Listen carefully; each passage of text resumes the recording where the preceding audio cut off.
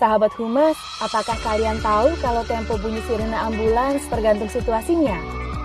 Hal ini bisa menjadi petunjuk bagi kita loh untuk mengetahui situasi apa yang sedang terjadi. Jenis sirene yang pertama adalah sirene yang menyerupai bunyi palang kereta api, menandakan kalau ambulans sedang menjemput pasien. Bunyinya seperti ini.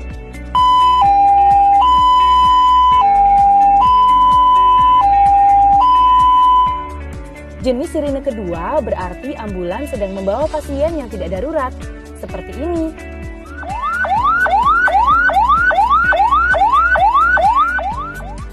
Sirene ketiga, frekuensi bunyi yang paling cepat, menandakan kalau ambulans sedang membawa pasien dalam kondisi gawat darurat.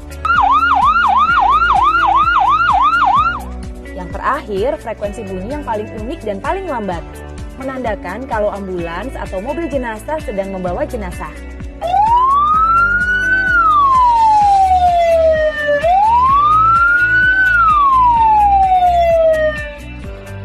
Nah, sekarang sahabat Humas sudah tahu kan perbedaannya? Jadi kalau sewaktu-waktu sedang berkendara, lalu mendengar suara sirene ambulans, jangan lupa untuk menepi dan memberi jalan ya.